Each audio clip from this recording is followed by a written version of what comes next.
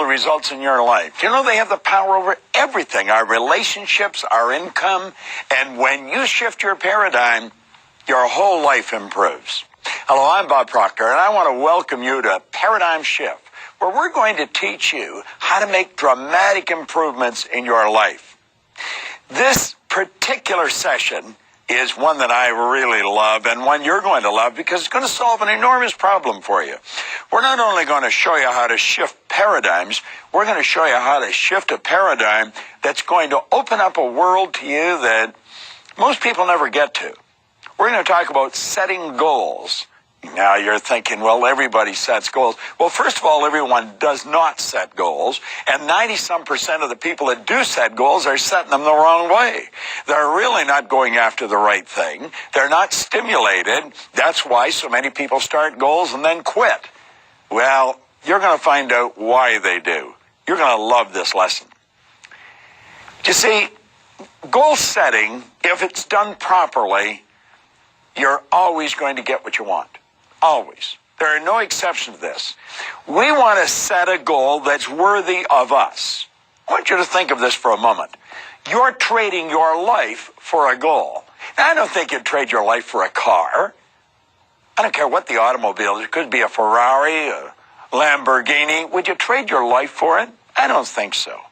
Would you trade your life for a house? I haven't come across the house that I'd trade my life for. Now, I've been in some beautiful neighborhoods, and I've been in some magnificent homes, but I wouldn't trade my life for any of them. And yet, you know, you are trading your life for what you're doing today. Now, if you're not going after a goal that's worthy of you, then what are you trading your life for? Do you see how important this is? Earl Nightingale said that success was the progressive realization of a worthy ideal. Now, I got a hold of that definition in 1961. I have never changed a word in it. Earl Nightingale passed away in 1989. He came across it in 1951, and he never changed a word. It is the progressive realization of a worthy ideal. Now, stop and think of what that means. Progressive is not go and back, up and down. Progressive is continually moving in an upward direction. So if we're going after the goal we want, we're not going backwards. We're not having bad days. We are progressively going in the right direction of a worthy ideal. Now, we're not asking, are we worthy of the goal? Is the goal worthy of us? So do you see, when you look at this, it's pretty important. And then let's take the last word, an ideal. James Allen, a marvelous Victorian author, wrote the little book, As a Man Thinketh. In fact, you should go to asamanthinketh.net. Vic Johnson has really done something for that book. And you know, that book has changed more lives. Well, James Allen, in the little book, As a Man Thinketh, he said an ideal is an idea that we have fallen in love with. Every time I say that, I think of the psychologist Adler. He said, I am grateful to the idea that has used me. Isn't that beautiful? So let's think of what success is. It is the progressive realization. It's the materialization of a worthy ideal. So we're going after something that we absolutely love. Now, what is love? Love is resonance. When two people are in love, they have a rapport intellectually, emotionally, and physically. They're on the same frequency. Well, when you fall in love with an idea, you're intellectually stimulated by the idea, you're emotionally stimulated by the idea, and you're physically going after it. You're making it happen. So we want to go after a goal that's worthy of us, that we're really going to make happen, and we're going to make it happen now. Now think of this. Let's get ready for it. We have infinite potential. Now, I've talked about this in another series here, and I want to hit on it again. No one can guess. The most erudite scientist alive cannot even guess at what you're capable of doing. You may be sitting there and will say, how do you know that? You don't even know me. because we all have infinite potential. You see, we're spiritual beings. Spirit's omnipresent. Spirit's 100% evenly present in all places at the same time. I'm going to tell you, when God created us, he created the greatest and the best, the highest form of intelligence on the planet. And we're not utilizing it properly. We have infinite potential. There's no end to what we can bring to the surface. No one even knows what we're capable of doing, least of all you. So why do we set goals? We set goals to find out what we're capable of and to develop the best in us. So now I'm going to ask you to stop and take a look at what you do. Now, we're talking here about paradigms. If you've seen any of the other shows in this series, we know that paradigms can control what we do. I say can, they generally do. Paradigms generally do control what we do. Now, we want to change that, because I want to be in control of what I do. I don't want the paradigm to be in control of me. Now, if we stop and think, we've got a ton of knowledge locked up in our consciousness, but that doesn't necessarily mean we're acting on it. Do you know, I have come to the conclusion that almost everybody I've ever come in contact with knows how to do at least 2, 3, maybe 10 times what they're presently doing. It's not that they don't know how, it's that they don't do it. Why? Because we're not thinking. Remember, old Nightingale said if most people said what they were thinking, they would be speechless. Listen to the conversations. Watch the behavior. It's going to be obvious people are not thinking. Well, let you and I start thinking. Let's really think, why am I doing this? Why am I spending my days the way I'm spending them? How can I change them? How can I begin doing exactly what I want to do with the one life I've got? Goals. That's the answer. See, we've got to pick something we want. Now, paradigms are the roadblocks that stand between you and your goals. That's the only roadblock. I love the way U.S. Anderson put it. He said, when we fully realize that thought causes all, we will know there's never any limits that we ourselves do not impose. Pogo said the same thing. Pogo said, we have seen the enemy, and they are us. Now, paradigms are the only things that stand in between you and your goals. Now, stop and think of what your goal is. You may want to be a scratch golfer. Do you know you could be a scratch golfer? A lot of people think, well, I'm too old for that. Age has got nothing to do with it. It has absolutely nothing to do with it. In fact, I'm going to digress for a second, because this is an interesting point that I've always been sort of fascinated with.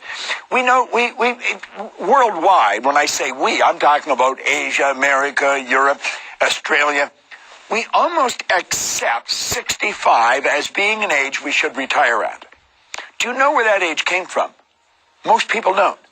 Back around 1880, Otto von Bismarck wanted to be elected Chancellor of Germany. And like all aspiring politicians, he dangled the carrot and he said, if you put me in as Chancellor, when you reach a certain age, the government will send you a check. You don't have to go to work, we'll send you a check. And he just arbitrarily picked 65 out of the ether. Well, think about it. 40, 50 years later, when they're setting up Social Security in America, somebody said, well, are they doing it anywhere else? Well, yeah, they're doing it in Germany. What age? 65. And so it was just accepted. Isn't that bizarre? Some aspiring person in Germany set an idea that the whole world has become subservient to. Why would a person retire when they're 65? Why would they ever retire, as a matter of fact? Retire means pull back from life. Well, when you're setting goals, don't let your age have anything to do with it. You know, and I'll frequently ask someone in their 60s or 70s, you know, that said, well, I'm getting too old. I said, what would you do if you were 20? I said, then that's what you want to do. Age has got nothing, absolutely nothing to do with it. Gender's got absolutely nothing to do with it. And you want to know something else? What you've done in the past has nothing to do with it. We're talking now about you setting a goal for what you want. That's where we're going, and we're going to get the paradigms out of the way. So how do we start? Well, there's a beautiful concept. I call it ABC. Pretty basic, nothing complicated about it.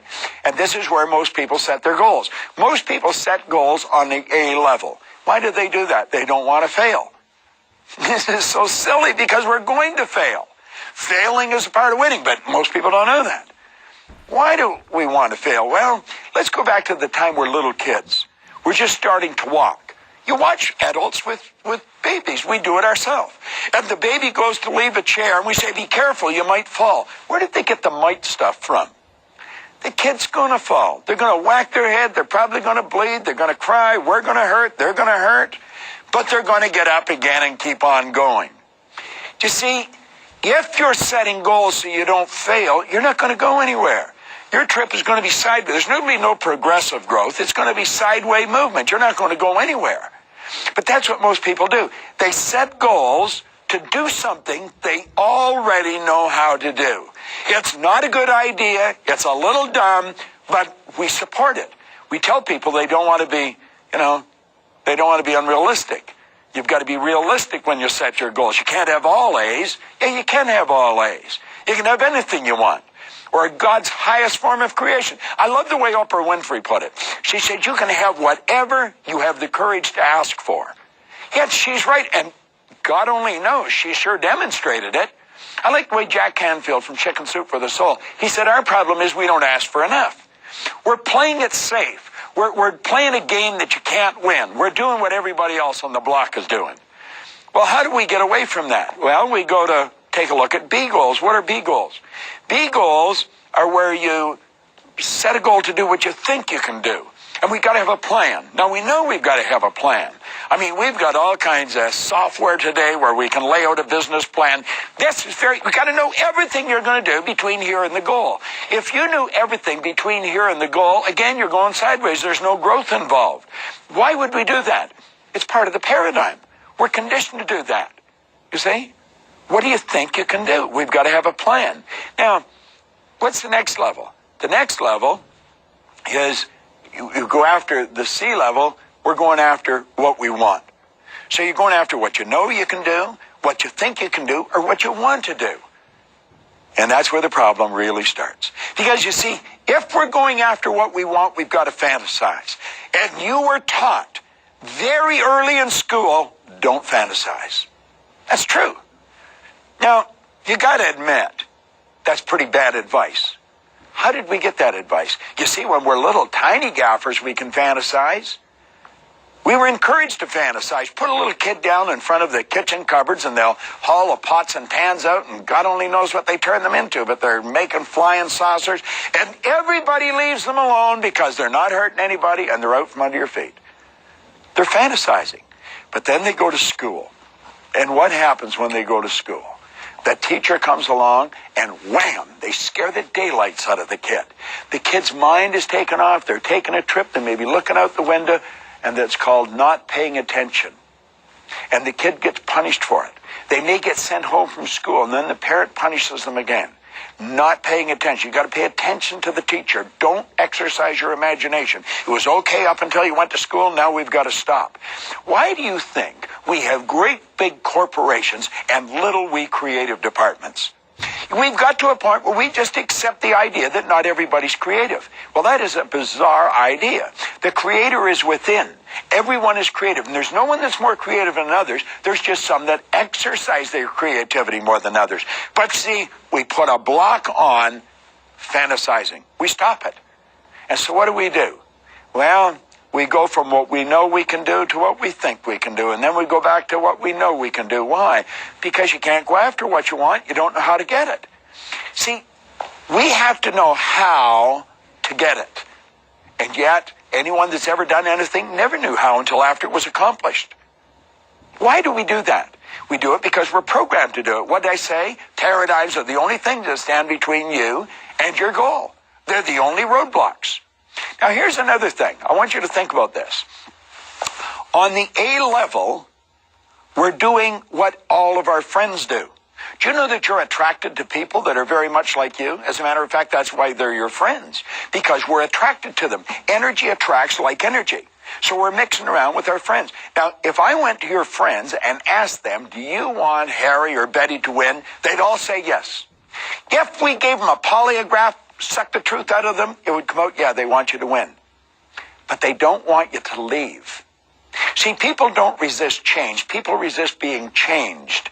And when you leave, they've got to adapt to your absence, and they don't want you to leave. Therefore, they're not going to support you. So the group that we're hanging around with, when we go to leave and go after what we want, they're not going to support us because, they've got to adapt to our absence. So what's the answer? Well, We take the next step. We go after what we think. Now, if you're going after what you think you can do, understand this. There's no inspiration in it. There is no inspiration in going after what you think you can do. So most people go from what they know they can do to what they think they can do. There's no inspiration there. There's no support, so they quit and they give it up and go back and they do what they know they can do. And they spend their whole life going back and forth between what they know and what they think they can do. If you're in a corporation and you're setting goals, it all has to be planned out. You've got to have a plan. You've got to give a logical explanation of how you're going to do it. Now, that is really dumb. There is nothing to be gained by living like that. If you want to win, there is a concept that must be followed. It's fantasy, theory, fact. Now, there are the three stages of creation insofar as you're concerned. In fantasy, everything starts with the fantasy. I don't care what it is. Walt Disney's fantasized. Take the largest buildings in the world. It was a fantasy. Onassis fantasized, built the super tankers. How about the airplanes? It wasn't long ago we were told we couldn't fly. Now we're flying in planes. They've got bars. And I flew from London to L.A. on Virgin Airlines. They have masseuses on there. You can get a massage. You can get manicured. You can lay down and go to sleep. You can press a button and they'll bring you whatever you want to eat. I was on a plane last night flying in here, and on the back of the plane, it's only about 3 months old, is a monitor on the back of the seat in front of me, and it's all touch sensitive. I can touch the menu. It'll come up. I can play games. I can watch movies. I can go to the news. It's just touch, and it all works. And the steward was telling me all the planes are going that way. You see, that is the result of somebody fantasizing. You know where email came from? The result of somebody fantasizing. It just seems like yesterday faxes come out. Faxes are history today. And look at email. Touch one button. I send 150,000 emails out every day to our clientele. Send them a good idea every day. As a matter of fact, if you want to get a good idea every day, just go to Insights, Insight of the Day, and I'll be happy to send you one. This is a new world we're living in. We've got to fantasize. So how does it start? Well, you start by building a fantasy of what you want, but it's got to be what you want. You don't have to know how to get it. Now, this is where goal setting comes in. Take a weekend, take a week, go away somewhere, sit under a palm tree, chew on a piece of straw, and just let your mind take off. How do you really want to live? It doesn't matter what it costs. It doesn't matter what the resources are. I think I mentioned on another part of this series where Price Pritchett from Texas, he said the absence of evidence is not evidence of absence. Don't you know that nothing is created or destroyed? Everything we need is already here, if not in one state or another. We've got to build the image in our mind that put us in the vibration we need to be in to attract what we want to attract. We're told to seek ye first this kingdom. Go inside, not outside. Quit trying to figure it all out. Just ask yourself, what do I really want? It's such a magnificent idea. Why weren't we conditioned with this idea? Well, it doesn't really matter. Somebody else may have been responsible for making us what we are. We're responsible for changing it. So build a fantasy. What do you really want? Right? Now, what you have to do now is turn it into a theory. We go from fantasy, theory, fact. So how do you turn it into a theory? And what is a theory? See, the fantasy is done with the imagination. It's just out there. It's like a giant hologram of the life that we want. All right? A theory is an idea we're starting to give serious thought to. A theory is a thought or a collection of thoughts in the consciousness. It's an idea. It's an idea that we're starting to give a reasonable amount of thought to. We're starting to take it serious. Now, we have to pass a couple of tests before we can turn that theory into a goal. We have to ask, am I able to do this? Well, I'm going to tell you something. For 45 years, I've been studying human potential. I have found there's only two sources of reference you can go to find out anything about yourself. One's science and the other's theology. Now, both of these areas clearly indicate that you and I have infinite potential. No one knows what we're capable of. We're sending spaceships off to foreign planets. Think of what we're doing. Think of what we've already done. Don't stand in awe, they did that. We did that. Include yourself in it. It was the consciousness that you're operating with that they used. Use that consciousness. Am I able? I don't care what religion you belong to. You could be Christian, Hindu, Jew. Every religion teaches that you have infinite potential. Yes, you're able. You might not know how. You might not have the resources, but you've got to admit, I'm able to do this. I am able to do that. Then you have to ask, am I willing? And that's where we get caught up. Am I willing? Am I willing to experience the discomfort? Am I willing to hurt? Am I willing to give up what I have to give up to get it? Am I willing to spend the time? Am I willing to study?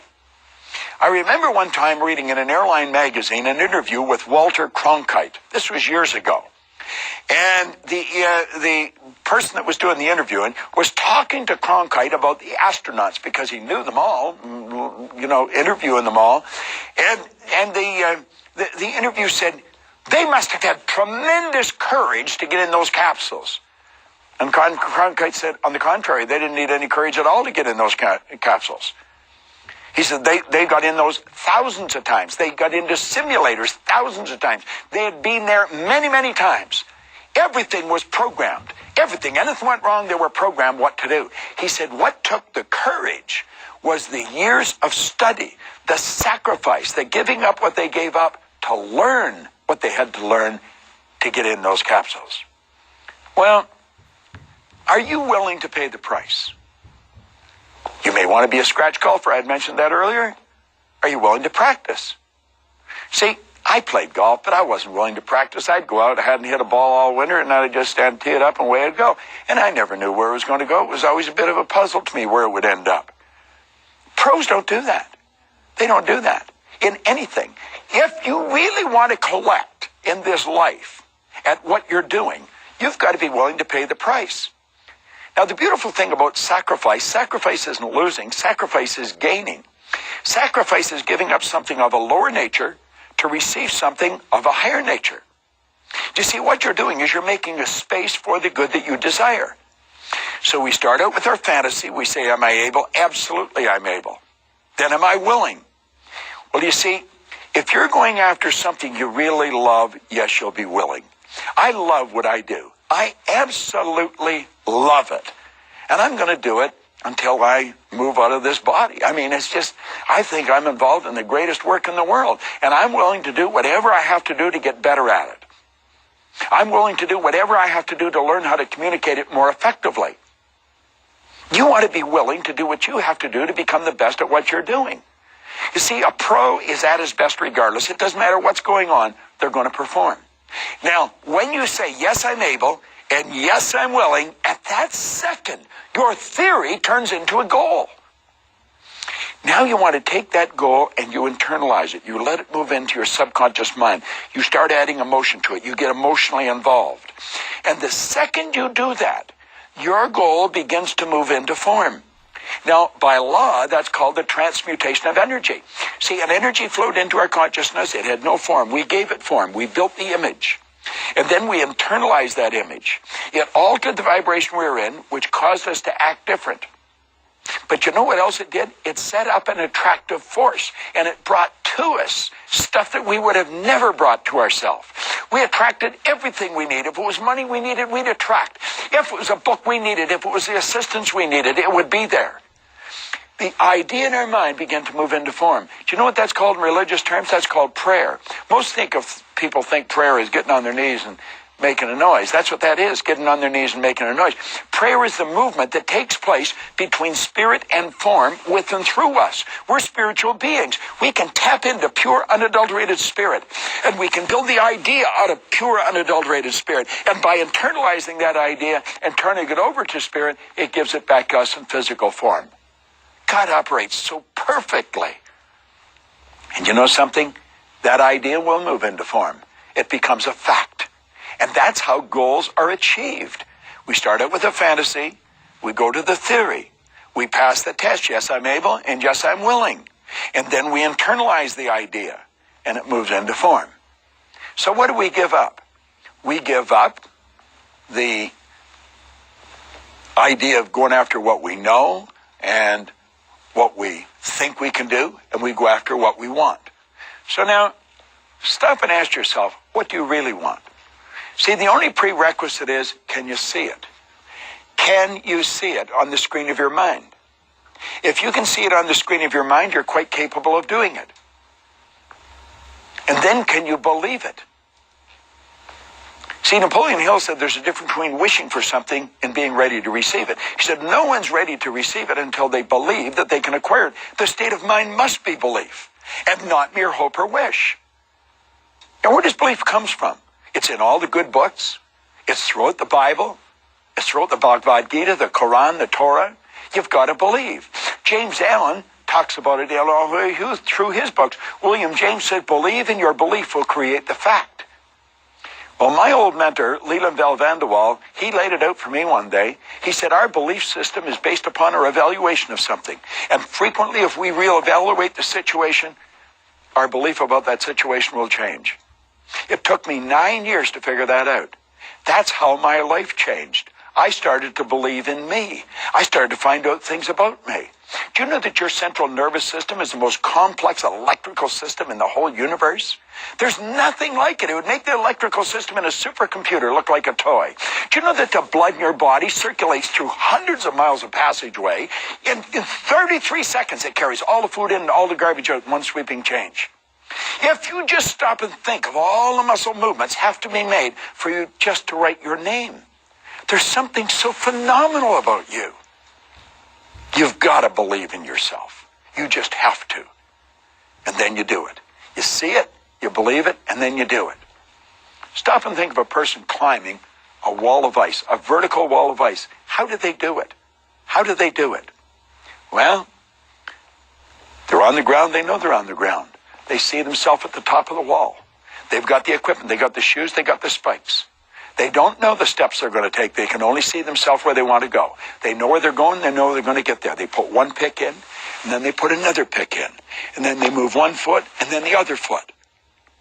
And then they adapt to the change in their conditions, their circumstance, and their environment. They're not on the ground anymore. They're suspended on a vertical wall of ice. And they adapt to the change, and then and only then will they see the next step. And they move this hook up, and this hook up, this foot, this foot. And then they adapt to the change in their conditions, their circumstance, and environment. And then and only then will they see the next step. Do you know that's how you're going to get to your goal? That's how Hillary got to the top of the mountain. That's how Edison built the light bulb. That's how we've got the internet. That's how we've got the email. And that's how you're going to reach your goal. That's how you're going to do scratch golf. That's how you're going to set a goal that is worthy of you. God's gift to you is more talent and ability than you'll ever hope to use in your lifetime. And your gift to God is to develop as much of that talent and ability as you can in this lifetime. Now, that's all the time we have for today. But remember, there's no shortcuts, but you can make a quantum leap through the transference of information and experience. And that's what this channel is all about. So, that's what Paradigm Shift is all about as well. I want to thank you. This is Bob Proctor. Set your goals. And I'll see you in the next show.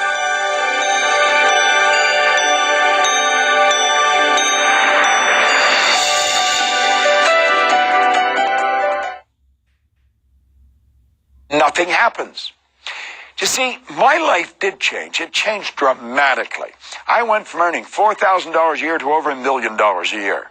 I had no formal education. I had no business experience. The things that happened to me were shocking. And I wasn't satisfied with the win. I wanted to know why they happened. So I began to study. And I started to go to a lot of seminars.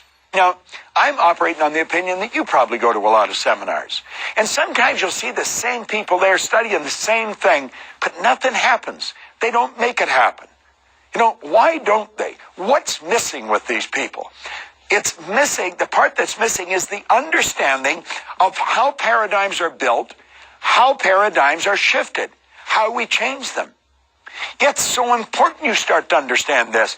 Otherwise, you're just gathering a lot of information. Now, if you keep gathering information and the results don't change, you're causing tremendous frustration in your own life.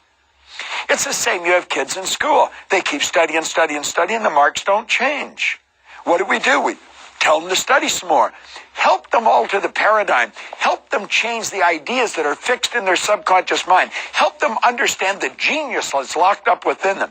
Help them understand they're God's highest form of creation. Help them understand how their mind works. See, little children will grasp this information. Salespeople will grasp this information. You see salespeople setting goals to pacify the sales manager, or they set goals to pacify their upline if they're in networking. This is going on all the time. It's a dumb exercise. Help them understand how the mind functions. Help them understand the role the paradigm plays in their life. Then they're going to learn how to change it. This is so important, and it's so misunderstood.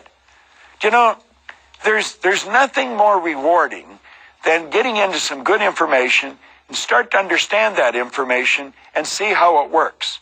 You know, there's just a ton of good stuff around today. I started to study this back around 1960. And you know, when I started to study it, you had a difficult time finding a good book.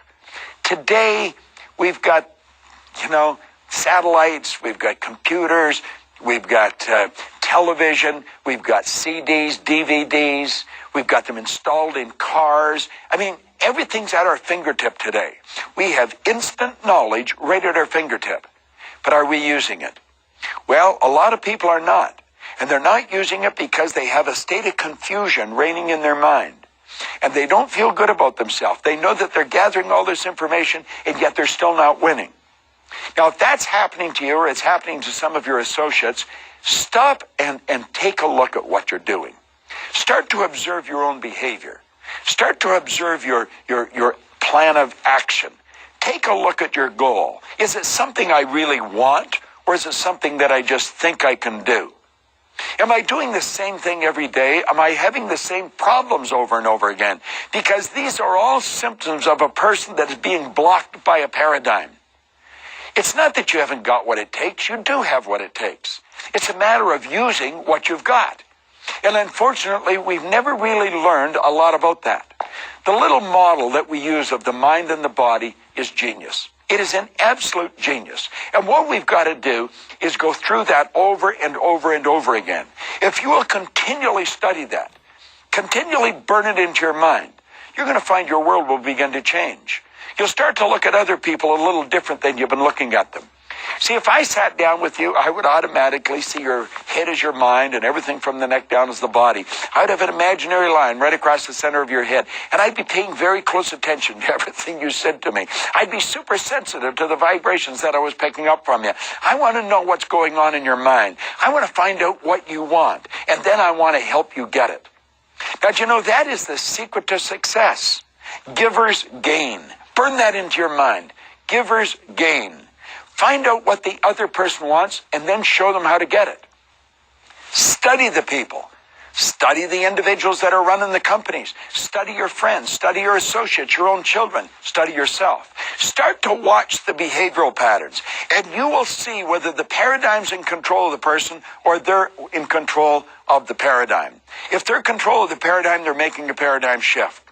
If they're not in control, the paradigm's controlling them. Frustration, disappointment is going to be their result time and time again. We don't have to do that.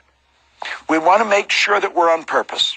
Let's just review what we've covered. Make sure we're on purpose. Our purpose is what we love to do. You see, I think we're all hardwired to do something really special, and that's why we love it. We're programmed to do it.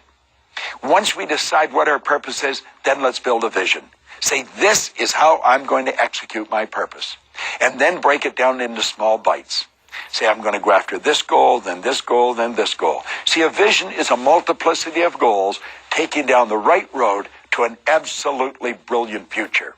Now, that's all we have time for today, but remember, I keep repeating in this series that there's no shortcuts. Don't look for a shortcut, but understand there is quantum leaps available through the transfers of information and experience. And you can get that through the repetition of listening to the same thing, reading the same thing over and over and over again. I want to thank you for joining us, and I want to congratulate you for taking a paradigm shift. This is Bob Proctor. Thank you.